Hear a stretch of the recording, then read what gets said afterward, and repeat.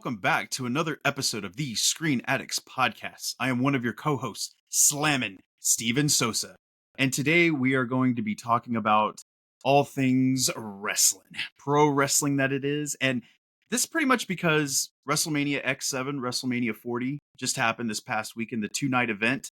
It was quite a show. And I'm a pro wrestling fan, always have been for my entire life. So I was really looking forward to the event. And, all these decade end performances are usually the best. But I needed to bring in a very special guest for this episode, someone that has the knowledge of the squared circle, definitely more than I do. So I think it's best to introduce Zach from Territory Marks. How are you doing today, sir? I'm doing wonderful. I will say that on one of the many podcasts that I host is Podcasting After Dark. I'm referred to as Zach, the Total Snackage Schaefer. So I will use that wrestling name, I suppose. But I don't know how much of an expert I am. I'm just happy to be on your show.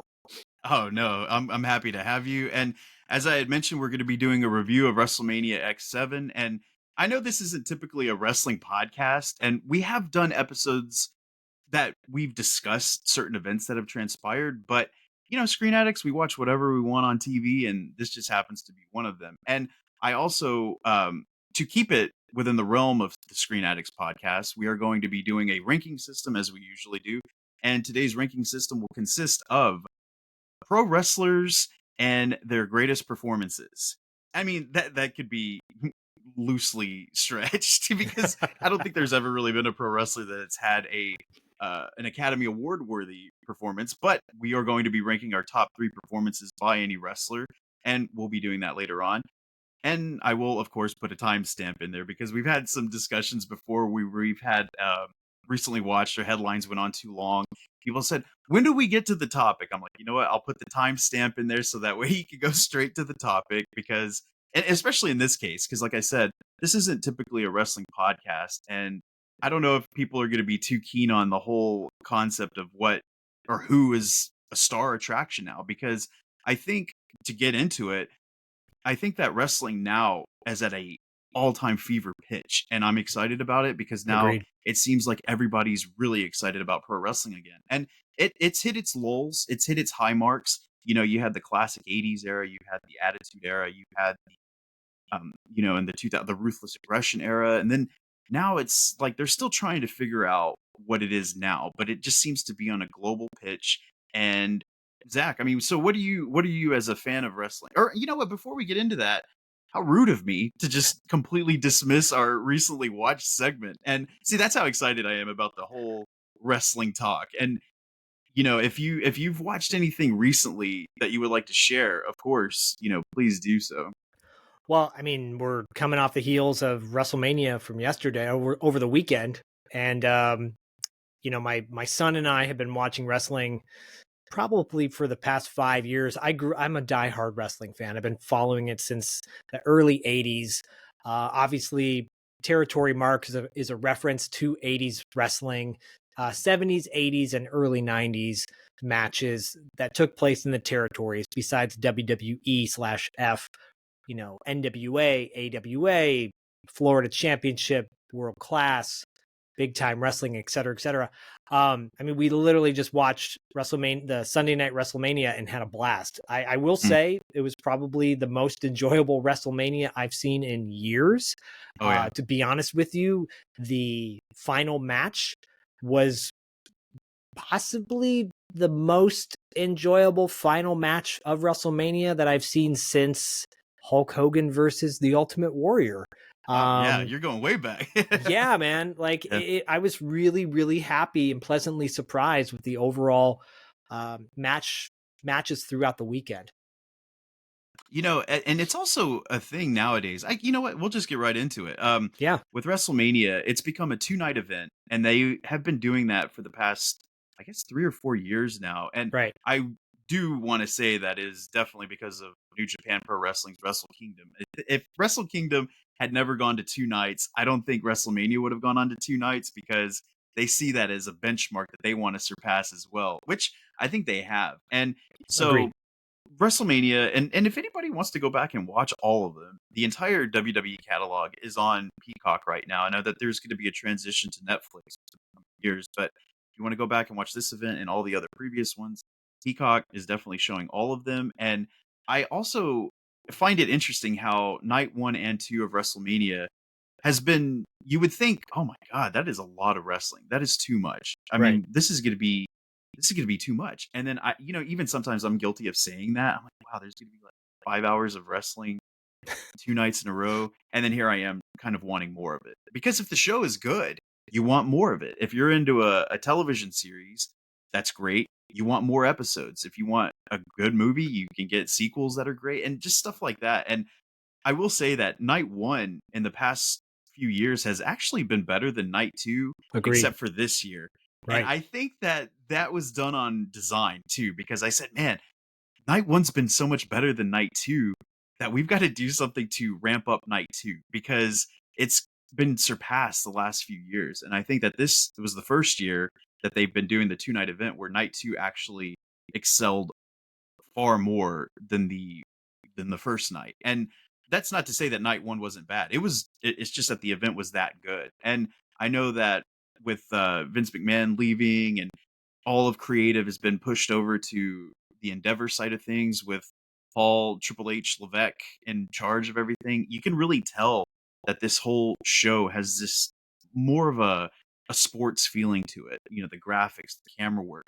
It's Right. just so much more polished. And some puritans of the game might say that, I don't know if I like that. I kind of like the old school wrestling, but this is just the shift of the era. I mean, so how do you said you've been watching with your son for the last few years. I mean, how do you feel about the product as it is now? Yeah, I think that last night's pay-per-view, the Sunday night of WrestleMania 40, was the first time, again, since we're going back to the 80s and 90s, where it felt like it was the end of a season, right? Mhm. WWEF they don't take seasonal breaks, but in a sense they kind of do. WrestleMania is supposed to be the season finale, right, of Sure. the year. And you kick off Monday night with a new season, new storylines. It never felt that way in the past few years. It always felt like, well, you got to tune into Raw tomorrow night to see what really is going to happen, right? And then Right. suddenly a bigger thing happened, and there was this kind of feeling that WrestleMania was just an afterthought, and it was really Monday Night Raw was the show to watch. That's how it felt in the past many years. But last night felt like the season finale, and it was glorious. Little technical things that I loved was the camera work that they used when they were introducing the champion matches. Right, they would do these. They just used like a filter or a certain kind of camera on the wrestlers when they were introducing them for the title matches. It was beautiful looking, and you felt like you were in the ring with the wrestlers. I loved it. They the matches never felt like they were dragging on. Uh, the storylines that were told, the selling of the moves was just so well done. Like the Bailey Io Sky match, I felt like Bailey legit injured herself that entire night, and maybe she Mhm. did, but she was selling it so well. Yeah. And then of course the culmination at the final match with Cody and Roman it was magical storytelling that I haven't seen in a long time. Everything just always felt by the numbers in previous WrestleManias, and it felt like the guy in the back, Vince McMahon, was basically like playing it for the way he wanted it versus the way an organic story should be told. This is the first time in such a long time that it felt like everything organically grew and paid respect to the fans, because so often the times fans are like, oh, I feel like I'm getting crapped on or whatever. This didn't feel Yeah. like that. Not for Yeah. definitely Sunday night. Saturday night had that sour taste in my mouth. Saturday night was like, I knew this was going to happen. I knew The Rock and Roman were going to win, but I still don't like it. Right. Yeah. And then Sunday night comes around. I'm like, wow, we were screaming. Our neighbors next door were texting me. They're like, is everything okay over there? Like, yeah, we're just watching Yeah. WrestleMania. That hasn't happened in years. Right. Right. So if you would say, I'm definitely going to talk about um the highlights and lowlights of the show. So overall, we're not going to break it down every match by match. I'm sure there are plenty of other shows that do that, but I just wanted to talk about some of the highlights of both nights, or either one. Which ones would you say? So I guess we are in agreement that night two was better than night one, right? I guess just because of how it culminated at the end Yes. of. Okay, so what would you say are some of the highlights of both nights of WrestleMania? I mean, look, I think that the you really can't watch night two without seeing night one. And that doesn't often happen. Usually it was like night one's one pay-per-view, night two is another pay-per-view. You kind of had to watch the finale of night one to understand going into night two what was going to happen. Obviously Right. you have uh, the championship match between Drew McIntyre and Seth Rollins in the beginning of night two, which was a highlight because Seth Rollins is coming into it injured. He quote unquote injured himself in the match prior on Saturday night's culmination against The Rock and Roman Reigns. And he put on a great performance. I'm not a huge Seth Rollins guy, Mhm. but I thought he did a magical job in the ring with Drew McIntyre. And these guys have wrestled each other before. So, Right. like, what can you do that makes it feel different? It definitely felt fresh to me. Absolutely. But I will say the highlight was having CM Punk interfere with Drew McIntyre at the end, and then having what's his face from Judgment Day come Oh, down. Damian Priest, Yeah, yeah. Damian Priest come down and cash in his title. I kind of figured that was going to happen, but the way it was done was so good. It made Yeah. so much sense. And CM Punk, whether people like him or not, whether you're an AEW fan or, on Territory Marks, we always talk about if you love something, that's all that matters. We cover matches and we cover wrestlers on our show that maybe aren't the most popular wrestlers to begin with, but if it's up to you. If you like it, that's all that matters. From my perspective, I love CM Punk trash talking Drew and back and forth, and then knocking him in the head with his, because my friend that was watching the match with me, she's like, is he really injured? And I go, well, you're gonna find out in just a minute. Yeah. Then he takes the brace off, and hits Drew in the head and knocks him out basically. That was a huge highlight to me. I have Yeah. Oh, I'm so sorry. No, go ahead. No, that just kinda made me think that, I'm not sure what kind of a fan, if she's a casual or if she's a diehard, but I've had friends of mine that will send me a clip from a wrestler, particularly someone like Grayson Waller, who's really savvy about social media and stuff, and he'll send me something, and he was just asking me the other day about the bodybuilder Joey Swole, and, Okay. he was just like, "Is this real? What's going on? Like, why are they trying to pick a fight with this guy?" I'm like, "No, this you gotta understand this Grayson Waller, he's an old school pro, man. He understands heel work. He understands kayfabe, and some guys don't break it. Some No. guys still stay in character. And I mean, personally, I had a really great encounter with Grayson Waller. We were at an event in Jacksonville for SmackDown, and Grayson Waller, there was a Bluey and Bingo inflatables audience, Okay. right? And him being from Australia, he really targeted the Bingo inflatable, and he popped it, right? And we got a video of it, and it perfect Grayson Waller stuff, and it went viral on TikTok, and he even messaged me, and he said, "Hey, mate, can you think you could send me that video?" And I was like, "Yeah, but if you give credit to my son, tag him in your post." And the guy was the nicest guy, and he was like, "Of course, mate, no problem. I'd love to do it." Just completely different than what he That's great. appears to be on TV. But then that's the point that I was getting. I was like, some guys, you don't if it's believable, then they're doing their job. And that's the best part of wrestling, is that when it blurs the lines of reality and kayfabe, that's the best part. That's when the stories are the best, and that's when the performers are at their peak. And I think that's great how back to the Drew McIntyre thing, just the way they were selling that injury, just everything about it. It's so good. And kind of made me wonder how injured CM Punk was, because he got physical in that. I didn't expect that to happen. So, and that's great. And then Damian Priest cashing in, and I think that's great because he's being of Latino descent myself, seeing him win that's great representation. From my perspective, I'm not Puerto Rican, but it's cool to see that a Latino representative holding the title, because he's the first Puerto Rican champion in 50 years, which That's is insane. crazy. Yeah, I I mean, Eddie mean, Guerrero. Eddie yeah. Guerrero is like a hero to all the Mexican Americans like myself, because he won the title in '04. Yeah, '04, and Yeah. I mean, that was 20, 20 years ago, which is insane. So, um, but yeah, so you really you know what? Let me ask you something about I like that you're watching this with your son because my son, he's 19 and he's been in and out of pro wrestling pretty much his entire life because I've Okay. been watching it throughout his entire life nonstop. And there have been times where he came into it and then he kind of lost interest, but now he's back. Like the first WrestleMania that he went to was WrestleMania 30 in New Orleans, where we saw Daniel Bryan winning A great WWE Championship. WrestleMania. It was a fantastic show. That's where Yeah. you saw The Undertaker get defeated for the first time, which was the silence of the crowd during that event was just mind-boggling. It Right. was shocking. And so for him to experience that, I think that was what really and he was really into Daniel Bryan at the time, but there was something that happened. I guess, he was getting a little older, doing his own thing, but now he's back 100%. And it was just great seeing him react to some of this because he's a big Cody fan.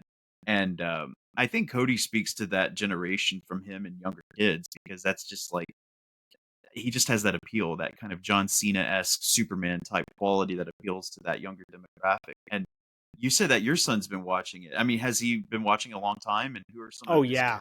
I mean, I remember when he was, you know, an infant and I was home. I've been a stay-at-home dad with him ever since he was, Sure. 7 months old. And I was watching war games matches while he was taking a nap on my lap, and as he got older, he would play with my figures, which I still have. And then he would, a buddy of mine, Jonathan, who helps run Circle Six, who would bring in these like little wrestling figures that he would get from these wrestle boxes that he would wrestle crate, I think he used to do.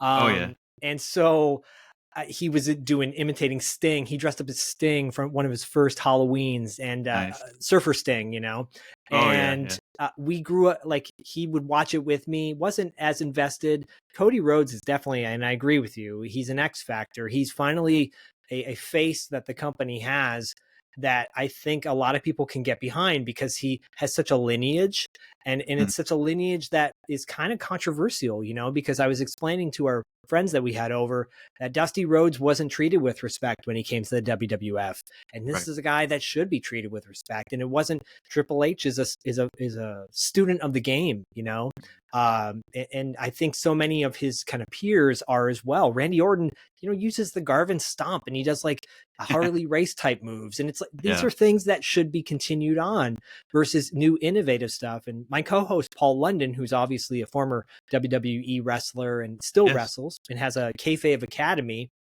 which is where he's teaching new students to, uh, you know, kind of pick up on these things. You mentioned kayfabe is alive and well with some of these wrestlers. It needs to be. It creates an illusion. You know, Cody is an embodiment of that ultimate babyface right now. But could he turn heel? I mean, probably will at some point. I hope not, because I think that like your son and my son love this good guy. We need a good guy. We haven't had a full-fledged babyface since John Cena, Right. and it's about time we had that again. And I love that he's wearing like basically a Sting jacket when he comes down to the ring from Yeah. what is it, Great American Bash, when he defeated Ric Flair for the title. Sting Right. did. I think my son was cheering, marking out big time when Undertaker showed up at Yeah. the end, and we were just all losing it. Yeah. That's a great feeling. The last time I felt like that was when Daniel Bryan won those 2 matches at WrestleMania 30, and that says a lot. It says a lot, and it says a lot that we're talking about it more now. I think what the kayfabe that was going on in the Drew Seth match with CM Punk at the end. Yeah, is CM Punk legit that injured? Was this a part of the whole thing? Like, Yeah. whatever it is, it works because now you've got a built-in rivalry moving forward with CM Punk and Drew McIntyre, and now with Damian Priest, who he can go anywhere, and Yeah. it is great. Like, that matters. Representation does matter. And when you see this great white hope every single time, which you don't with Roman Reigns, obviously, he's Samoan descent and whatnot. It's refreshing to see a mosaic, if you will, of talent from different ethnic backgrounds so that little kids growing up can identify with somebody. So I dig that. I think it's awesome. And I think, and across the board with female talent too, I love seeing Damage Control. It's as whether people like them or not, it's a pretty badass looking faction. Like they Oh, look cool. absolutely. They legit Yeah. look cool. My friend was like, they look like an anime movie. Like this is like characters that you would see in a Yeah, manga comic, I'm like, yeah, absolutely. totally. Like I love that. If this is the Triple H era, I'm fully on board with it. And this is the first time in years where my son's like, can we watch Monday Night Raw tomorrow night, see what happens next? I'm like, yeah, we can. No problem. Absolutely. It's funny that you talked about Damage Control, and on the flip, they had a match against Bianca Belair, Jade Cargill, and Naomi, who those three women in themselves just looked like I mean, in all the positive ways that you could describe a group, like just badass chicks. And Right. man, they look phenomenal. Like Jade Cargill on her own, she's going to be a massive superstar. She already Massive. is, and Yeah. she hasn't even had her first singles match in WWE. When she Right. was in AEW, I don't want to diminish AEW, and because I watch it too, I think the matches are really good. They have a little bit of an issue with character development and storyline, and I think seeing her in AEW, it was almost like, this is kind of rude to say, but she seems bigger than this. She Yeah. needs to be on a global platform, something like a WWE. And now that she is, she's going to get jettisoned to just superstardom after this, because you want to talk about anime and comics, she literally looks like Storm right out of X-Men. I mean, Right. she's got a phenomenal look. And I know that there have been discussions about her moveset and the fluidity of her physicality in the ring, but that's only going to get better. She's with the best people, the best performance center, and I think once she gets that down, oh my god, the sky's the limit for her. And that was a pretty decent match. It was pretty quick. I think women's wrestling too.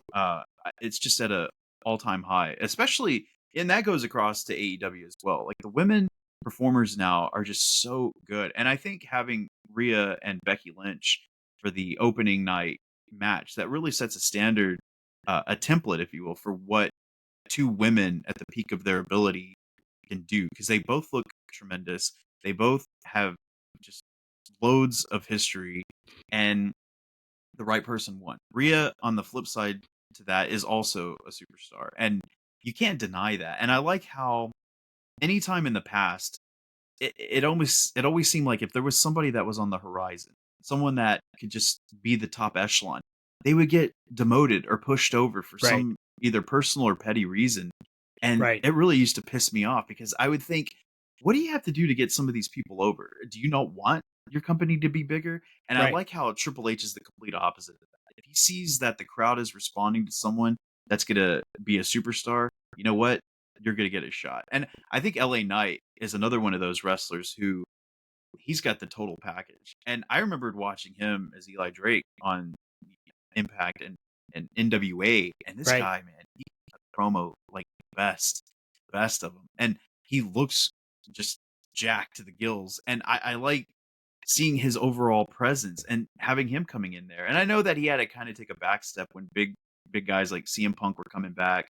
Drew was healthy, and you had The Rock coming back in here. And I felt kind of bad for LA Knight, because, oh man, now he's going to get pushed to the wayside again. And I think that he's got such star potential that it won't matter. The cream always rises to the top, like what Macho Man always used to say. I totally agree. I think that I don't want to diminish his match against AJ Styles, because I thought they put on a really great performance They did. together. And I was not, it was very expected, because I was describing we had friends over that are familiar with wrestling, some that aren't. And I was explaining to the friends that were not familiar, I said, this guy, AJ Styles, calls himself the phenomenal one. He legit is like this. He's a bona fide future Hall of Famer when he retires. Oh, yeah. Unfortunately, he seems to be a flat eearther too, but that's a whole other conversation. But yeah, that is true. Unfortunately, you can't get the red out of the redneck, I suppose. So, no, and I've got plenty of relatives that would back me up on that are rednecks. So we're all part of the same tribe. But what they put on together was a classic show, and it was to be expected. I think a lot of these matches, I gave them like very good ratings, but I expected them to be good. The Logan Paul 3-way match was what I expected. The comedy factor made it even better, I think. Yeah. But now LA Knight, I think LA Knight is somebody that, if the rumors are true that he may start feuding with Logan, I think that would be great, because they would be perfectly matched against each other. And LA Knight's a guy who's much older in age. I think he's like in his 40s or 40s, something. yeah. Yeah. God bless the guy. You know, I'm Yeah. 47 and I'm like, I can't Yeah. definitely go like that. And Yeah. and I dare no, I wouldn't want to not, I would not even want to try. Yeah. But Yeah. you know, but when you see somebody like you were mentioning the new, like the new X-Men basically with Bianca Belair and Jade um and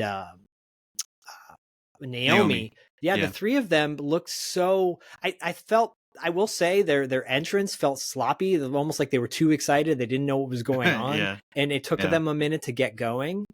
Versus Damage Control that just looks like they were just vibing out there. Mhm. But I think they are look together as a faction. They got to capitalize on that. And Yeah. I think it'll really benefit them. Jade, yeah, she is, her and Bianca, like those two can transcend. You know, when people were saying, making a comment about Roman Reigns, like Roman Reigns, you know, Hollywood, he's not going to Hollywood. Hollywood's coming to him. And I'm like, yeah, I don't necessarily see him as that guy to walk over into that realm, you know, Sure. unless Jason Momoa needs a stand-in or something for the new Aquaman Yeah. movie. Who knows? Right. I'm Yeah. not dissing on Roman. I have much respect for the guy. I'm just Sure. saying that he's not at that level where I wouldn't pay ticket money to see him on the big screen. But I think Bianca is like that. I think Jade is like that. They just have that natural chemistry. I think Cody, minus his neck tattoo, could be like that, you know? Yeah. I Yeah. mean, who knows? But you know, there was just, I feel like there was like a level of excitement that felt different from the wrestlers than normal. And the fact that, you know, the Wicked Witch, aka Vince McMahon, is gone is really important. I think that's, and I love that it was acknowledged throughout in a very overly obvious way, you know, where the new Paul Levesque era, et cetera, et cetera. You just seemed, everyone seemed happier. That Yeah. finale with Cody and Roman, where everyone comes out, I was saying to my friends, it reminded me of when Sting won against Ric Flair and all the dudes with attitudes came out from the ring. This is like 1991, I believe, or 92 Yeah. when that match happened.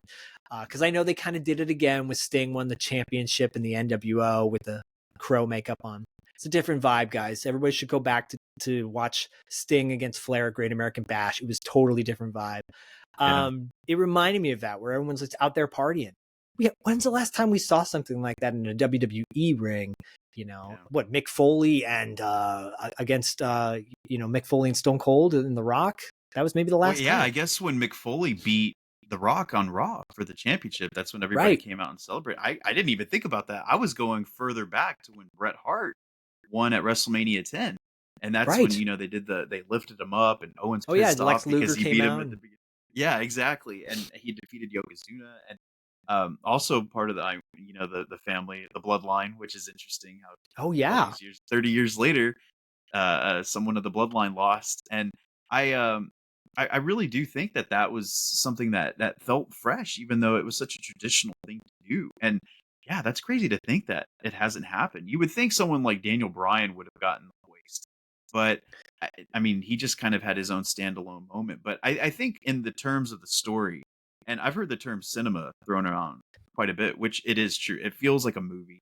It feels like the culmination, the big finale, the Avengers Endgame of WWE, where you defeated someone who was on top for such a long period of time. And Right. I know they kind of work around those records and the number of days that he was champion because you're factoring in the WWE title in with his Universal Championship run, and they kind of just, you know, they sneakily put it together, but it doesn't matter. All that you see is that somebody has been on top for so long that they get throned, and that makes for a massive, massive thing. And people that are watching with you, like my wife, she doesn't watch every Raw or every show like we do. You know, she'll watch the PLEs every once in a while, but she gets it. And so even she was getting into the fact that she's like, "Oh my gosh, Roman's still champion." I was like, "Yeah, Right. he's still champion." She's like, "Oh my god, I hope Cody beats." And when he did, even she came to her feet. She was excited about it. And it's just that's the thing about a good promoted show. A produced show will lead to a happy end result. And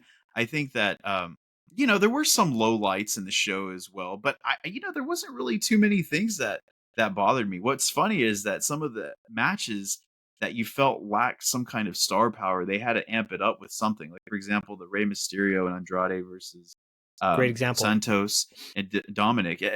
Watching it, I'm like, this kind of feels like a glorified SmackDown match because we've Totally. seen it on SmackDown multiple times in the last few months. And then, you know, they add in some celebrity flair with Travis Kelsey, or I'm sorry, Jason Kelsey and Lane Johnson from the Eagles. I'm not an Eagles fan, so I didn't really pop for that like the local crowd probably did. And Right. but it was still that situation where you're like, all right, this is a match that needs some spice, some flavor. And the same thing with the Street Profits and Bobby Lashley versus the Final Testament, which, oh my God, Final Testament, I don't know what they have to do. Karrion Kross specifically, I don't know what the guy has to do to get over. He's just not connecting with the crowd. It's just a rough thing. But, you know, having Bubba Ray Dudley in there and Snoop Dogg on commentary, which was like, oh my God, this is something else. I mean, they really had to drum up that thing. It seemed like you had a thought about Karrion Kross. Go ahead. Well, yeah, a couple things. So first of all, the Rey Mysterio, when Rey Mysterio came out to the ring, if for those listening who are not familiar with Rey Mysterio, he's a masked luchador. He always comes to the ring at WrestleMania with an interesting type of ring gear, right? It's always kind of themed around something. This was Eagles themed because of being in Philadelphia. But I'm like, what's his backpack? That backpack looks familiar because he had like this little backpack on too. Mm-hmm. And I think he was supposed to be Dan Larson, I think, who runs the Toy Galaxy, I think pointed it out on Twitter that he was wearing a Stratos backpack from Masters of the Universe. It was a character from Masters of the Universe. And we are, in this family, we're huge Masters of the Universe fans from the 80s, and I have all the figures, still do. Stratos was like a winged character, right? He was literally dressed up as Stratos, cosplaying as Stratos from Masters of the Universe, which, in my opinion, was awesome. Yeah, I didn't even catch that. And I love Masters of the Universe. Go back. Obviously, it's not the same color scheme. It's Philadelphia color scheme, but check it out. But I was going to point out too was that Karrion Kross, I legit like the guy. I love that he came into the WWE with this weird like S&M bondage gimmick at one point with a mask on and shaved head. It was ridiculous. And then he left and came back in his own way, like with his own personal gimmick once Triple H kind of took over. It's a shame that he's bought. I like the AOP. I'm not a fan of their tag team. I think they're just very sluggish in the ring, and they look menacing, but they don't do anything really. Even with Paul Ellering, who is a legend. I mean, Paul Ellering is going to be in his 70s now at this point, right? Yeah, and he's getting involved in the match. But I agree with you. Those two matches felt like glorified SmackDown mid-card matches, but they were elevated with the components of a celebrity thing with, you know, the Philly Eagles coming out for one and Bubba Ray and Snoop for the other.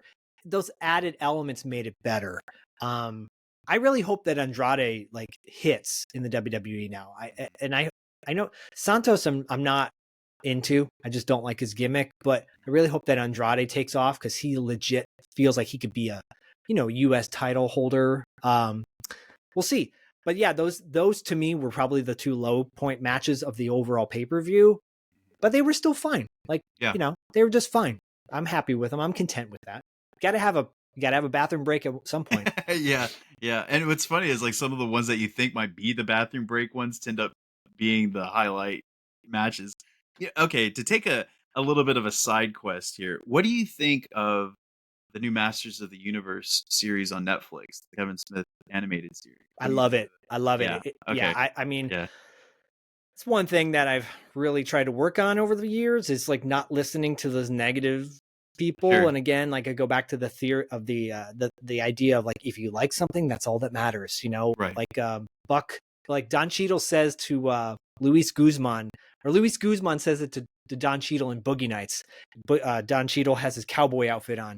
He's like, cowboy. And Luis goes, wear what you dig. You know, it's like, if you like it, that's all that matters. So I love Masters of the Universe, and I love the faithfulness of the reboot. I will push back a little bit and say that I think Mark Hamill is a tad bit overrated as Skeletor. I feel like he's doing the Joker all over again. Real It's manic, right? Like a Yeah, little it's bit too manic. loud. I get you. Yeah, I But understand. because I mean, I love Alan Oppenheimer, who did the original voice of Original, yeah, Skeletor. It's nothing compares to that, in my opinion. But I love it, and I love the nods to the movie, the Masters of the Universe movie with Dolph Lundgren.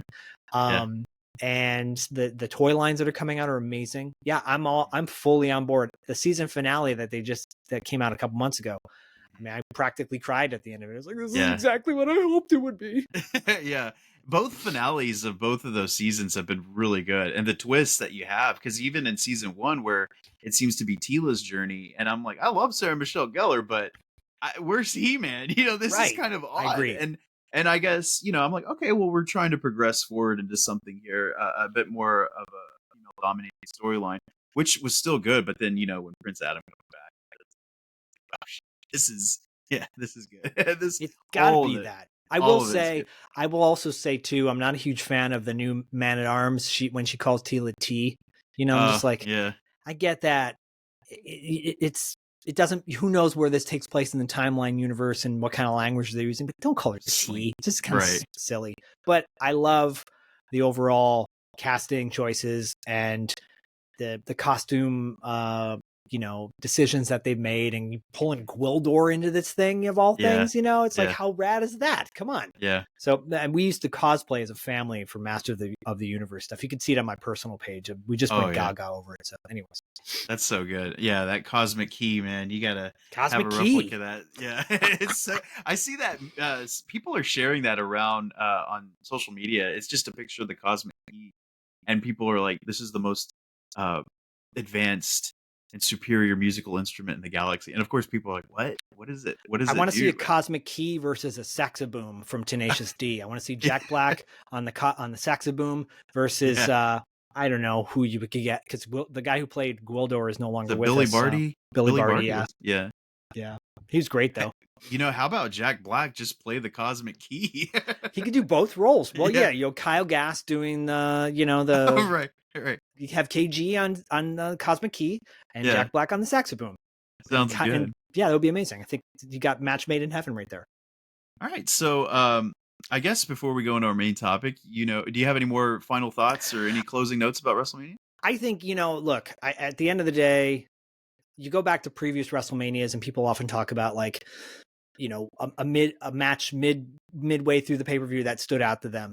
The fact that everyone is talking about the final match of the final day of WrestleMania says a lot, because oftentimes people are like, yeah, that final match was okay, but oh man, that second match of the night when so and so took on so and so, that was the match, right? And you didn't have comedy. You didn't have Johnny Knoxville coming in and doing his whole thing against Sami Zayn. Like, I would Yeah. say the highlight of night one was Sami Zayn winning the IC title against Gunther, because I thought it was unexpected. Everyone was like, Mhm. well, it's kind of expected. I'm like, how was it expected? This guy is so dominant. Gunther is a legit badass. I love the Yeah. guy. And Sami Zayn loses consistently every now and then, right? So that stood out to me that he won. I love that. That was probably my favorite moment from night one. Then night two, obviously, it should be the last match of the night that you're popping for the most, right? And we finally had that. Last year was a disappointment, air out of the tires, but it makes sense. I feel like they picked up though after that match happened last year. They're like, okay, we got to fix this. How can we fix this? And I'm curious to see the documentary of how this all came to be, because I know they're going to air that on Wednesday on YouTube. So, Oh yeah. yeah, no, I mean, overall thoughts, so happy with it. I'm glad that I'm coming on your show, because you asked me to come on the show before WrestleMania Yeah. and talk about it. And I'm so happy to come on your show and have positive things to say versus going, Right. oh, it was just another weekend. Yeah, let's just cancel. Well, yeah, I'm going to cancel my Peacock and, whatever. Fire John Cena. Yeah, we're not going to even do the episode now. Forget it. I don't even talk about I'm wrestlers and too movies. pissed. But yeah, well, and I appreciate you coming on, and I knew that you're going to be watching and have insight. So, again, I'm sorry, I keep segueing into another wrestling topic. All I good. love talking about wrestling, but So who would you say is some of your all-time favorites? I mean, you can go back to the 80s, 70s, it doesn't matter. I my wealth of knowledge of pro wrestlers is pretty extensive, so I don't think that there are too many that I may not know, but are there any that you particularly favor yourself? Oh, yeah. I mean, so the basic premise of Territory Marks, by the way, is when Paul London and I each pick a match from the Territory eras and we talk about it. And typically I pick matches of wrestlers that I'm big fans of. But then we go into deep dives, and now we're starting to get into interviewing wrestlers. We or commentators or referees. We did an interview with David Manning from World Class Championship Wrestling, and Saw that, talked a really lot good about the Von episode. Erichs. And we have an upcoming one with Mark Lawrence, who was a interviewer and commentator and an announcer for World Class, and he's got great stories too. But I mean, Surfer Sting is probably one of my number ones. Ricky the Dragon Steamboat, another top one for me. I love Nikita Koloff, Magnum Oh, TA. yeah. It's most of the 80s era. I love Strikeforce, Rick Oh, Martel and Tito Santana. Tito. Yeah, And I yeah. was heartbroken when they broke up. Yeah. I love the Midnight Express and the Rock and Roll Express. These are guys that could go. Those are a few of the ones that stand out to me. I think they're called Power Town. It's the new figure company. They're putting out a line of like Remco inspired, He-Man inspired figures of like Oh, Magnum okay. TA and Tully Blanchard and Rock and Roll Express and the Missing Link. But I really love the Von Erichs.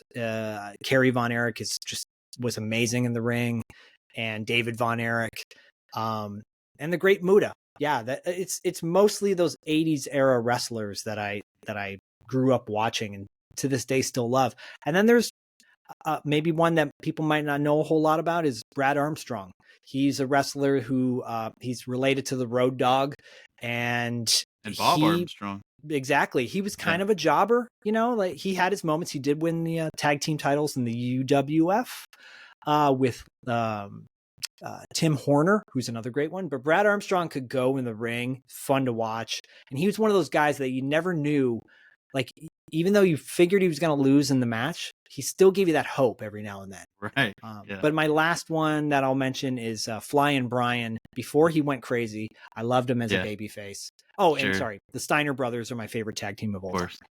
Well, you say those two. So what do you think of Lexus King and Braun Breaker? Where do you see their trajectory going? I mean, both of them, Braun Breaker, like that guy, first of all, I hope Stud. when he Yeah. comes over officially I know he's on SmackDown now, but I hope he goes back to Steiner in some way. He's great. He has championship written all over him, future champion, no doubt. But Brian's kid, like I'm hopeful for him. I'm not so sure about his name, Yeah. Yeah. Sometimes I get that they want to market them as something different. That's what it all comes down to is marketability, what they can sell and what they can own from a proprietary standpoint. Right. So, they create these names and like Braun Breaker. I'm like, okay, 2Ks, well, okay. But Right. like Braun Steiner, I guarantee you would have gotten over so much more so than Breaker would.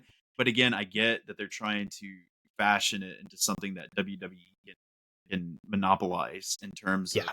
creative nameability. But yeah, I see that guy and I'm just, man, he's a mesh of his uncle and his father. And I think that he's got just unlimited potential and he'll be treated like royalty in this business. And I think that he's going to get that push.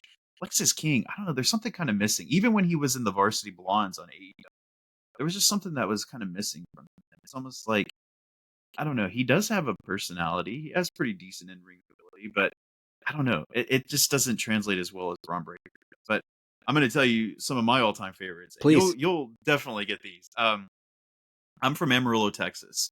Okay. So the Funk Brothers, Yep. Terry and Dory Funk, they're just king of Texas wrestling, especially in Right. Amarillo, Texas. When I was about 8 years old, I was flying to see my dad who moved to Dallas, and I was doing the back and forth. And I was on a plane one time, and I saw Terry Funk sitting just right there, coach. And I said, "Oh my god, I've got to go talk to him." And I felt like I don't know what I could say, so I asked the stewardess. I had to wear one of those, whenever you're flying as a solo child, you wear that big like lanyard type thing that says Yeah. I'm by myself. Well, I told the stewardess, and I said, "Can I go meet him?" Or the flight attendant, and she said, "Yeah, let me see if he's okay, and see if he's it's okay. And so, because I guess she doesn't know who he was, and I said, "Hi, Mr. Funk, how you doing?" He's like, "Oh, hello there, son." The nicest guy Wow. ever possible. And I love hearing about that because these hardcore legends, they would just kill themselves in the ring. They're just brutalizing their asses on Right. the screen. And then you think, "Oh my gosh, is he going to be nice?" And he was the nicest man that you'll ever meet. And kind of also into segue to that, my one of my all-time favorite wrestlers is Stan the Lariat Hansen. Oh yeah. And that guy, that is definitely a guy that you couldn't meet him because he kept kayfabe. He's like Bruiser Brody in that regard. They Right. lived the gimmick. You could not talk to Stan the Lariat Hansen because he will legitimately just scare the shit out of you. And Right. I don't know, there was just always something about his hardcore style, that the bull rope, the cowbell, just everything about it. Again, I'm from Texas, so that kind of stuff appeals to that Of area. course. But and then of course, you see someone like Stone Cold Steve Austin, also from Texas. It's just, man, this is great. That's the pinnacle of the Attitude Era, the pinnacle of wrestling in some regard, as people would say. And I, I don't know. I could throw names out like Stan the Larry Hansen, and you would catch it because that's why that Yeah. bring it good. And I think people listening, like who are not familiar with these names, go on YouTube and just type in their names. And the beautiful Yeah, thing about YouTube is you'll get the original matches with the original ring music and the right. original crowd noises that have not been filtered or altered by the WWE. And it's a Yeah, whole other experience, guys. Like, sincerely, if you've only watched on Peacock, if you've only watched WWE licensed stuff, you're missing out on a whole other piece that right. truly is historical. And Terry Funk, by the way, had a match against Rick Steamboat at a Clash of the Champions. It was one of my first matches I featured on Territory Marks. And it was for the #1 contendership to face Ric Flair at the Great American Bash in 1990. Or was it 89? I think it was. No, sorry, it was 89. It was 89. And it's phenomenal. If you want to see two guys chopping the hell out of each other, it Yeah, is. And Terry Funk can sell like no other. His matches against Jerry Lawler that were, empty of stadium matches were epic in the late 70s, early 80s. Guys, Terry Funk is amazing. And Stan Hansen, who, as he got older, did not get the respect in the States that he did in Japan. Just phenomenal. Texas wrestling it's a whole breed of a wrestler, and those guys are the epitome of like excellence. now to tie it back to movies, I'm assuming you saw the Iron Claw, the A24 piece. I did. I went to the premiere in Dallas, Texas. We were Oh, you were at invited the out. Texas Theater? Yeah, Oh yeah. my god! I told my dad, who lives there, I said, "Pop, you've got to go. I would go with you, but I'm here in Panama City. I can't fly there on a random Tuesday or whatever It it was was." special, man. It was Oh man, special. Like we represented. I'm part of a $2 late fee. That's my uh, official 80s movie web podcast that I do. And then Territory Marks is a part of that. And we came out to like review the movie, and we interviewed the director, Sean Durkin, on Territory Marks as well. I've seen it quite a few times, and I yeah, really enjoyed it though it's very different than the actual stories yeah, that go on. And we could, that's a whole other discussion, but purely from a filmmaking standpoint, I just love that they focused on a semi main obscure mainstream topic, right? Wrestling is still like the redheaded stepchild of sports and doesn't get the appreciation that it does. I feel like the Iron Claw will help give it the appreciation and respect it needs. It was great to see people in the audience that Kevin Von Erich was there, David Manning, of course, who's a wrestler, referee and integral part to WCCW. And his interview, he goes into that. Yeah, I loved it. But how about you? Oh, I thought it was tremendous. And the fact that A24 was producing it, I thought, "Oh, okay, well this is going to have a certain aesthetic and way about it. It isn't going to be just some kind of ready to rumble type movie where it's Right. just popcorn style, just senseless action." And then you see Sean Durkin as the director, and you're like, "Oh, well, he's an accomplished indie filmmaker. This is going to be a legit movie." And then you watch it, and it turns out that it is. And I said, "Well, Right. I know that there were some liberties taken with the real story. There was a fifth brother that they completely omitted from the story." And I thought it was odd because Sean Durkin was saying that, "Well, I thought that it was already too emotional to discuss." And I said, "What are you talking? Like the whole thing's emotional. What's one?" And I get from that perspective, it's a little heavy. And what's crazy is that some people may not even believe the fact that there was another one that passed away, because it's just how unbelievable is that? But it's just that's part of the story. That's part of the tragedy of the Von Erich family. And my mother, who she's a diehard wrestling fan. I kind of got it from her grandfather, and she was like many women of the 80s in love with Kevin Carey Von Erich, Yeah, they're hunky dudes. But what was so funny was her criticism about the movie. She said that, I thought Zac Efron was playing Carey Von Erich because he's built like Carey. He should And have. then the guy that played in that bear show you liked was actually Carey. It made no sense because Kevin isn't that big. He's really slender, and has more of a, and I'm like, all right, mom, before you get into too much detail, I get it. I agree with you. But I guess I felt like Zac Efron was saying, you know what? If I'm going to play a pro wrestler, I just want to look jacked to the gills. And physically speaking, that guy beefed up. So It was I guess insane. if yeah, I guess if you take the liberty there, it's fine. But overall, I thought it was a really really good movie, and I like that it paid respect to the business in that sense of it showing how serious it is, and the emotionality of how these people process tragedy physically and emotionally. And it kind of reminded me of Mickey Rourke in The Wrestler, Totally. Aronofsky's Wrestler film, Yep. because that was also an indie film, and Mickey Rourke got nominated Best Actor for the movie because it was a really serious take on something that isn't typically taken serious. So it's always good as a wrestling fan to see that. And I always say, like, true wrestling fans know how to answer the whole, well, that's fake statement. I'm like, yeah, well, sometimes it's predetermined, but the physical pain that these people are putting on their bodies takes a toll. Takes a toll again physically, emotionally. And it's Yeah. like, how are you going to stop gravity? You climb up something, a top turnbuckle at 6'4", and you're Right. jumping off of it. What do you think is going to happen? You fall on this mat. It's not a trampoline. It's like wood under there. No, there was a spot in the AJ Styles LA Knight match where they pulled the padding away and exposed the floor. And while the floor, it was like plastic or something, or some covering there, plastic doesn't have any give, and Right. that looked painful. And Yeah. I appreciate that scene in in Iron Claw when uh, Kevin Von Erich is talking to his soon-to-be wife, and kind of explaining how wrestling works. It was a really good way to break it down to a non-wrestling fan. Sure.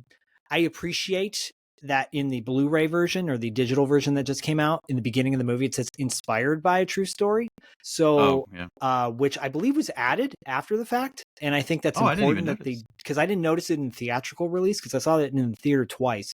Um, that addition for me, like, softens the blow of not putting Chris in the film. I think that's a huge mistake. And I interviewed Sean Durkin for 30 minutes. It was like very much like, you have 30 minutes and this is what you can talk to him about.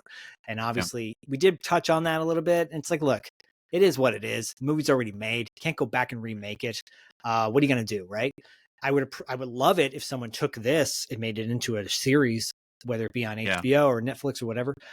Who knows what will happen? Maybe someone will get inspired by that. But I appreciate, again, that they made a movie based on a fairly obscure wrestling family, as far as mainstream is concerned. And Holt McElhenney, that it was a travesty that guy didn't get nominated for an Academy Award as Fritz Von Erich, Yeah. because he was Yeah. amazing. And Mhm. I think Zac Efron was too. I thought Zac Efron did a great job. And Yeah. it was jacked to the gills. Yeah. Well, I think that's a perfect segue, since we're talking about Nice job. movies about wrestling. I think we're going to actually do the opposite and have wrestlers in movies. And as I had mentioned earlier in the episode, we were going to be ranking our top 3 favorite performances by a pro wrestler in a motion picture, comedy or drama, mostly action. But and this is standard snake style, you go, I go, and the guest always begins and will end. So Okay. how that works out, we'll just do it that way. So if you want to go ahead and mention your number 3 favorite performance by a pro wrestler. Sure. And again, I appreciate in the beginning you kind of expanded it to like cameo or Yeah. side performance. However, there's a lot of movies that feature wrestlers that I could go on and on about, but the first one I'll go with is 1986 Body Slam, starring Dirk Mm, Benedict, Tanya Roberts, and Roddy Piper. It also yeah. featured Lou Albano at one point. It featured Ric Flair. It featured Fatu, the Tonga Kid, Mhm. who was in I believe he was in the Samoan SWAT team with Paul E. Dangerously. Oh A man. plethora of Yeah. 80s wrestlers. Afa Anoya was in it as well. Afa and Sika, Hal Needham directed it. It was his last movie that he did. If you don't know who Yeah. Hal Needham is, he's the director of Smokey and the Bandit, Cannonball Run, Rad, Rad. and a Yeah. movie called Megaforce that I have a big piece of. Megaforce is an 80s movie that we covered on $2 late fee. There's a documentary coming out about it later this year, which I will be in. Sure. And Megaforce is a hoot. It's basically a live action version of G.I. Joe back in the Hmm. 80s. Anyways, Body Slam, the movie, is cheesy AF, but it's a lot of fun. Roddy Piper's one of the stars. I'm sure he'll pop up again in this list. Yeah. But Body Slam is one of my favorite all-time wrestling movies to feature a wrestler.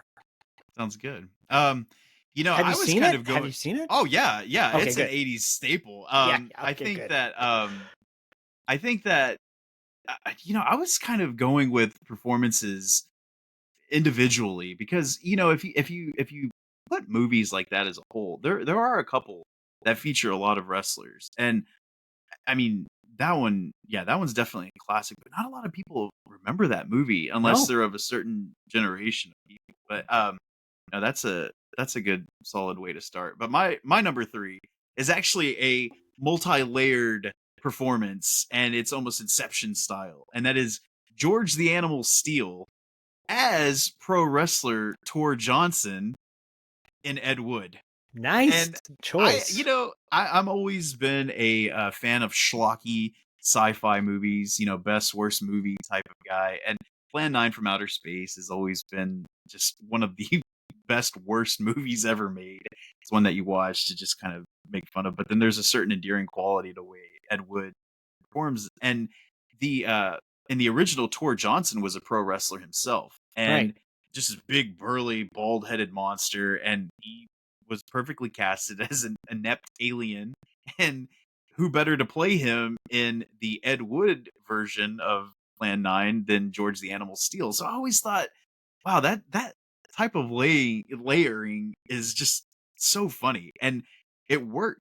It worked perfectly well. And George the Animal Steel, I had an action figure of him, and it was one of the old school '80s WWF figures that like heavily plastic, kind of rubbery action figures that are like 7 inches. They were pretty big, and Yeah. I was at an event in Orlando where it was Spooky Empire, and he was there. And a lot of wrestlers go to those type of events, even though they're kind of designated towards horror movies, because a lot of wrestlers live in Florida. And George the Animal Steel was there, and I shook his hand. His hand is like, catcher's mitt, and I felt bad that I didn't have that figure because he would have signed it for me. It even has the green top. But yeah, I'll just never forget that performance because you're playing a pro wrestler who doesn't know what he's doing, and it's just kind of layered in that sense. But yeah, my number three is George the Animal Steel from Ed Wood. And you know what? I'll let we usually do the zigzag or the snake pattern, but I want you to go ahead and do yours because I don't want to step on any of your picks. And usually, and I do like how this is a big mystery to both of us. Like neither of us know what's on our list, and Right. usually we share it beforehand because we don't want to step on any of the other picks. But this is really kind of exciting to see who you're going to pick. So go ahead and share your number two. Oh, cool. I'm gladly. I will quickly say that my mom's PE teacher in Detroit, Michigan, was George the Animal Steel. So he Are was you her. kidding? Yeah, he was her PE coach, and then at Wow. night he'd go wrestle. So there's a television show that you can find on YouTube. It maybe lasted 3 or 4 episodes called Learning the Ropes with Lyle Alzado. And Yeah. he plays a wrestler and a teacher at a school. And they use Wow. like a lot of NWA wrestlers at the time in the show. And I'm wondering if that's loosely based on George the Animal Steel. But yeah, he was my mom's PE coach. So there you go. Wow. That is crazy that's just destiny pick right Right, it is destiny, there. man. Yeah, my number two pick is 1989's Roadhouse, featuring Yeah. Terry Funk as Yes. Morgan, and with the infamous line when he gets fired by Dalton, and he's like, "What am I supposed to do?" And Dalton goes, there's always Barber College. Uh, and so I cover that movie on $2 late fee, and Podcasting After Dark, which is another podcast I do where we break a movie down scene by scene. We broke down Roadhouse scene by scene. I did a table read at LA Comic-Con with featuring scenes from Roadhouse, where Perfect. Paul London played Garrett. He played Garrett, aka Sam Elliott from Sam Elliott, Roadhouse. yeah. And I had Jill Scholen, who's known for a lot of horror, a lot of horror films like The Stepfather and Popcorn. She played Garrett, or sorry, she played Dalton, which was Oh, really wow. funny. You can find That's it on awesome. our podcast, on all the feeds of our podcast feed. But yeah, 1989's Roadhouse. I would have gone with Over the Top, but I was like, which Terry Funk performance do I prefer more? I'm gonna go with Roadhouse. It's like, do you want him to get his ass kicked by Sam Elliott or Stallone? Right. Yeah. Yeah. It's either or. And to be honest with you, I love them both, but I just went with Roadhouse. You know, what was it in Over the Top? I had both of those as an honorable mention because I was thinking, wow, which Terry Funk was better? And Roadhouse, he came off a little bit better. You know, he got punked through that window and Over the Top. He's like, Mr. Cutler is talking to you. I'm like, no. Right. But that's a great. I mean, obviously, I just mentioned how Terry Funk is one of my classic favorites, and that, yeah, that's definitely a great pick. My number two is, it's difficult to go on this list because there are some wrestlers that have really broke into Hollywood and has become their mainstay as a profession, and they have consistently made big budgeted films. And one from my childhood, although problematic today, Hulk Hogan, he's come under the fire of controversy, rightfully Unfortunately. so. Yep. And growing up, though, it's difficult to separate that, what you loved as a child, because Suburban Commando, although just ridiculous and goofy, it's one of my all-time favorite. And like I just said, I like schlocky, shitty sci-fi movies. That's And hilarious. as a kid, you don't see that as being dumb. You see it No. as Hulk Hogan as a Right. space marine fighting, at the time, the Undertaker, who you don't even know it's the Undertaker. And Right. I guess maybe you do if you watched WWF at the time. And Christopher Lloyd, like Doc Brown's helping this guy. This is an amazing movie. And the action, even though it was somewhat low budget, it didn't look all that cheap. It was No. New Line Cinema produced it, so it's a major motion picture company. And it just, I don't know too many people my age, friends or family, that didn't love Suburban Commando. It's just so silly. It's like 80 minutes long, much like a lot of Hulk Hogan's movies from the 80s and 90s. He's not trying to win awards or anything, but a Shep Ramsey. That was his name, Shep Ramsey. I always thought, the hell, Shep? What does Shep mean? Like, what kind It's of terrible. name is that? It's a horrible name. Yeah. And thinking about it now, you're just like, oh God, this is brutal. And sometimes when I start doing research for these picks, I start rewatching the old movies just out of nostalgia kick. And I don't think Suburban Commando holds up too well, but it is what it was. And I believe it was in 91, 92 when that came out. It was post No Holds Barred, which barely Right. made it on my list, or almost Yeah. made it on my list. And Almost made it on mine too. I mean, maybe it should in a sense, because I was at first in the theater to see it that when it came out opening day, Mhm. and I still have my No Holds Barred pin from that they Oh, gave yeah. out, because I'm like, do you have any more of the pins? And the person giving the tickets, she's like, for what? And I'm like, for No Holds Barred. And she's like, oh yeah. And I said, is it sold out? And she goes, no. Like, she even scoffed that. I'm like, oh. And I go Right. in, and just my mom and I actually took a half day from school to go see it, because I marked out such big time for Hulk Hogan. But Yeah. Suburban Commando comes out, and I'm like, this is actually, it's fun. It's a fun Yeah. movie. Yeah, we have a term on $2 late fee. We call movies masterpiece. Like Jim I Cotta like is it. a masterpiece, or No Oh, Retreat, No yeah. Surrender, right? Yeah. Suburban Commando, I think, and No Holds Barred fall into that. Enough Yeah. things to like about them, while there's enough things to not like about them.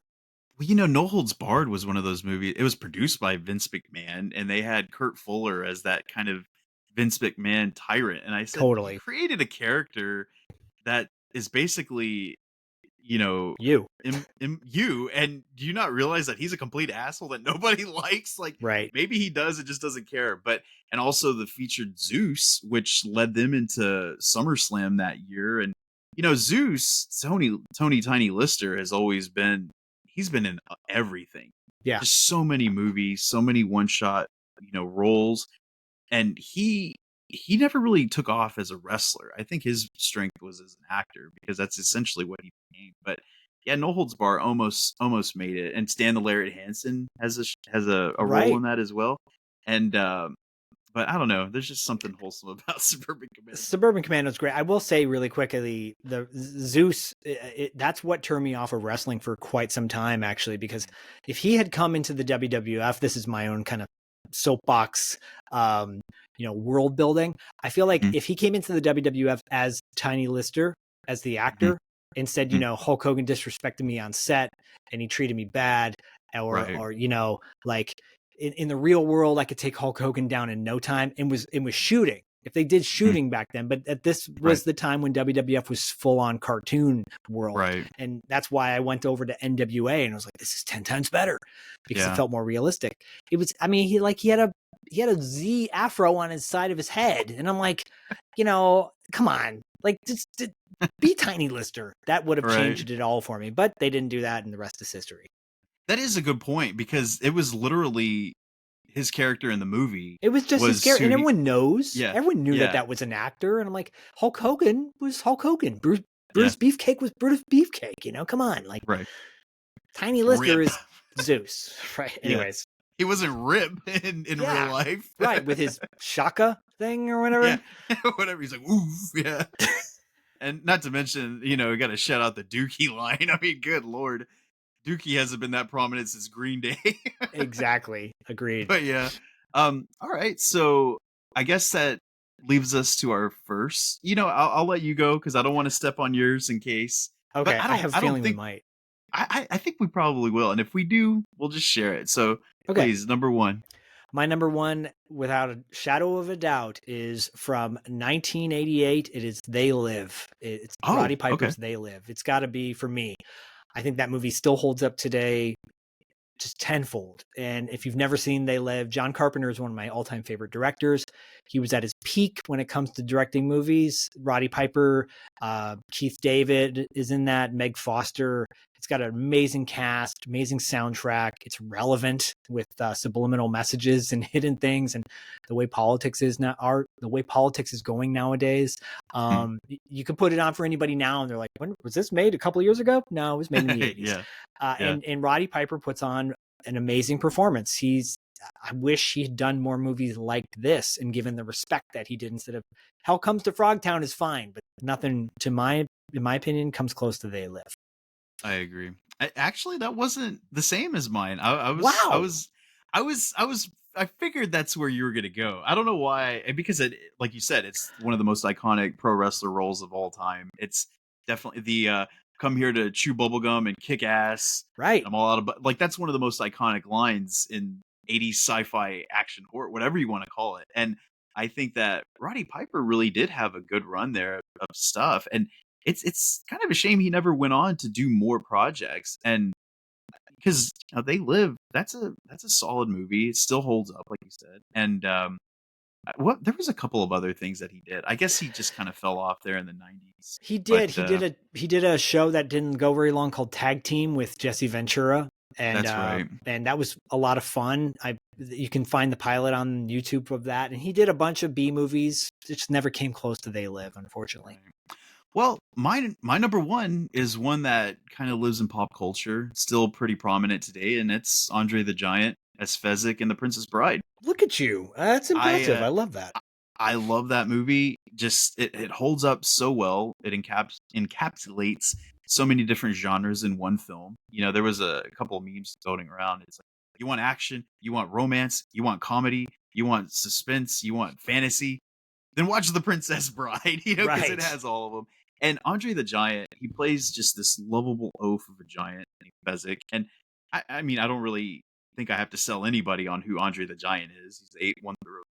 He's an iconic, just showcase wrestler. I mean, he kids today know who Andre the Giant is just because of pop culture and discussions like that. And Right. it wasn't the most the greatest performance. It was his first role, I believe. And coming from Lithuania, English wasn't his first language, but it seemed like they really took the time and patience to help him deliver his lines because everything he says in that movie, it's so just endearing. And he's supposed to be even when he says I can crack your skull with my bare hands, it just seems like, oh, but would you really do it though? Right. Because that was kind of Andre's appeal. In the 70s and 80s, he was a monster, like a scary full-on heel monster. And then there was something about him where I guess in the 80s and 90s especially, he became this kind of more figure that was endearing to the audience. Because as a kid, I remember thinking, "Oh, he beat up Hulk Hogan. This is WrestleMania 3. Who's going to Right. defeat this giant? Oh, Hulk Hogan will." And that's kind of what put Hogan over the map. And I don't know, there was just something about when he went face, like people just loved Andre the Well, Giant. it's interesting though that and that's a great pick, by the way. But it's interesting that you bring that movie up because it came out the same year as WrestleMania 3. Mhm, WrestleMania 3 was in the spring. This movie came out in the fall. mhm. He was still a heel at the time. And Yeah, for him to be such a lovable guy in that movie, yeah, and I think as a kid, it wasn't confusing to me because I knew he was playing a part. sure. But and Andre was slowing down. I think he only had about 3 or 4 more years Mhm. left in the tank, maybe two, because he was obviously just nearing his retirement. But it was an interesting time, like going back to Tiny Lister being an actor, then playing Zeus as a heel, and you're like, that's not believable. Then Andre the Giant being Andre, and then going to play a part. And I think that even WWF kind of shot it that way. They're like, look, he's playing a role in that movie, but this is who he really is, kind of thing. Yeah. That's the Do way you you have do any it. do you have any honorable mentions or anybody that you'd like to shout out or any movies in particular I mean, a that you schlocky one, I'll go with Yeah. 1993's Firepower with Jim Hellwig Yeah. in a very small but meaningful role because it had Gary Daniels, who, Yeah. if you've never seen the movie City Hunter with Jackie Chan, he has a great fight scene with Jackie Chan where they fall into an art Street Fighter arcade and he becomes Ken and Yeah. Jackie Chan becomes Chun Li. It's hilarious. And they Yeah. fight in as Street Fighter characters. And Chad McQueen. Chad McQueen, obviously Steve McQueen's son, and he was Dutch in the Karate Kid, but then he did a bunch of B movies. It's a sci-fi. It's really awesome. It's by PM Yeah. Entertainment. PM Entertainment did a bunch of great, like, the Full Moon Entertainment did about a lot of horror sci-fi. PM Sure. Entertainment did like a lot of action movies, and Jim Action. Hellwig Yeah. plays like the main villain in the movie. It's worth seeking out. I think you can find it on YouTube for free. I think PM also did that Roddy Piper Billy Blanks movie. They I'm did, drawing a blank. yeah, And yeah. but Back in what was it? Action, I think it's called. Yes, that's it. Yeah. I was Yeah. like, I mean, just kind of low budget, but yet the action, they're like, you know what? We don't give a damn about anything else. The budget's going towards the action and Well, and yeah, it pays actually, off. sorry, I didn't mean to interrupt you. I No, no, think no. Universal Studios put that movie out under I think PM might have been like the producers of it, but Universal Sure. distributed it. I remember because I worked at a Oh, video store wow. at the time, and I remember that coming out. I'm like, this is gonna be great, and it's terrible. Yeah, you're like, well, maybe they should take this Right? their logo off this side of this VHS tape. Exactly. Well, I had a couple Kurt Angle as Koba and Warrior. I Okay. thought Yeah. which was kind of odd because he doesn't deliver a single line in that movie, which, No. Kurt Angle is kind of known for his mic skills, and he's just a brute in that flick. I was watching Die Hard with a Vengeance the other day, and I noticed a wrestler in there. I was like, "Is that Ludwig Borga?" So then I went to IMDb, and I was like, "Oh my god, that was Ludwig Borga!" Like a guy that just fell flat completely. And also, you kind of figure out why, considering his personal, politics and issues backstage. I mean, that guy was Right. just notoriously heated, and I'm like, oh, well, that's probably why he didn't make it there. And Jesse Ventura, we did mention him, but God, the movies that this guy's been in, just I mean, Predator, and where do you even begin? and Running Man. Running Like, Man, and just all these flicks. Big Show as Captain Insano and the Waterboy. okay, yeah, It's just one of those. It's just so goofy, but memorable. I mean, they even had it licensed for AEW for him to come back as Captain Insano because they right. know that he's such a popular pop culture figure. Kevin Nash, this is another guy that's just super shredder. the Russian Super in Shredder. Punisher. And then It's like that sad remake to The Longest Yard. The Longest Yard is one of the greatest football movies have ever come out from Burt Reynolds, and he's in the I think Goldberg's in that too. Yeah, there's Goldberg, Stone Cold, Kevin Nash. I know Brian Bosworth isn't a wrestler, but I mean he was in it. They just packed that It's movie Stone Cold. Brian filled. Bosworth was the original Stone Cold. So Hey, oh man, Craig Baxley is one of the most underrated action directors of all time, and I agreed. hate that he never really got more opportunities to make more films because Stone Cold and I Come in Peace, these movies are just so badass and They are. just nonstop action assaults to the senses, and it's unfortunate that we didn't get to see more from that. But um, well, I guess yeah. Oh, something that I did find out that was kind of interesting was that Al Snow and Dan Severin both played Notre Dame football player extras in Rudy. Oh, okay, that's And I cool. was like, what the hell? That's an odd like bit of trivia, but I Right. did find that was kind of shocking. But it's interesting too that we didn't mention. I mean, John Cena doesn't really have. Well, he's building one now. I think his comedy roles are kind of becoming what he's known for in terms of his filmography.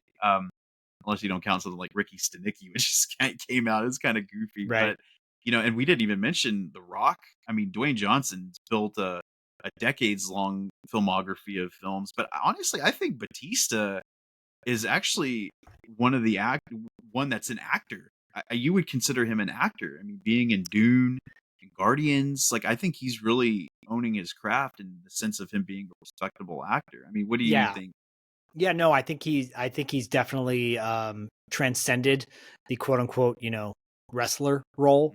Mhm. He's moved on from just being a wrestler in movies. I think John Cena has too. I think The Rock. I would put John Cena towards the top of the list as far as quality actors are concerned.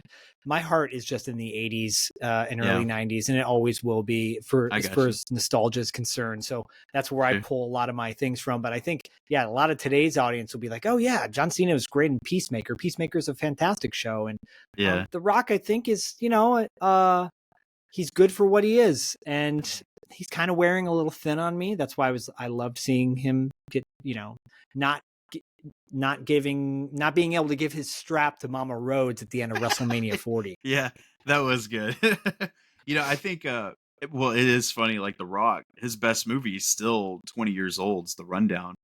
Oh, Um Rundown's great. I love that movie and I think that he never just made one better than that. I know he doesn't try things like Batista does, but I feel like a lot of his stuff, especially in the last decades, kind of copy paste type of filmography. But it gets the bills paid for him, so that's good. And Right. like you said, yeah, he came in. The final boss thing was great. I love how they pivoted, to kind of close on WrestleMania, like how they pivoted him to being Hollywood heel Rock because that's just that he's so good at that. And That's he his began moneymaker. right, and he got over as the heel, Rocky Maivia turning into The Rock, putting him he was almost out of that company.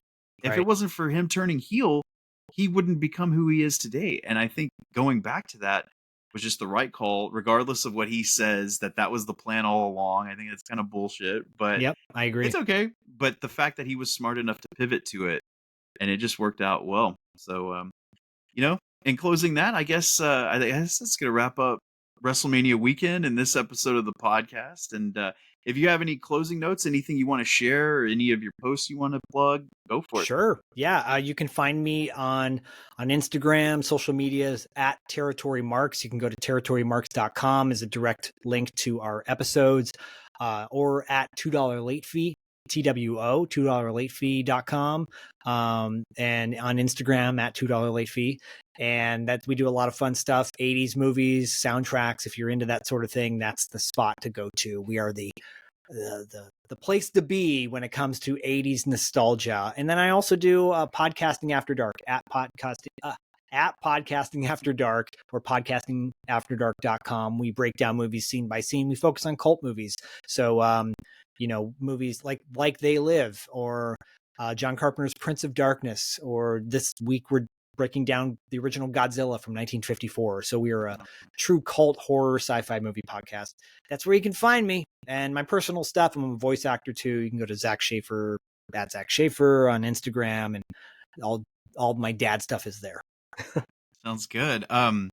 Yeah, great plugs. Love $2 late fee. Love Thank territory you. marks. I need to check out the cult classic one. That's right up my alley as We well. have a lot of fun. Then we do a crossover every year with $2 late fee and podcasting after dark. This year, well, we haven't gotten there yet, but we potentially could be doing a really gritty crime movie from the 80s with one of the greatest soundtracks of all time when it comes to 80s movies. Ooh, interesting. Exciting.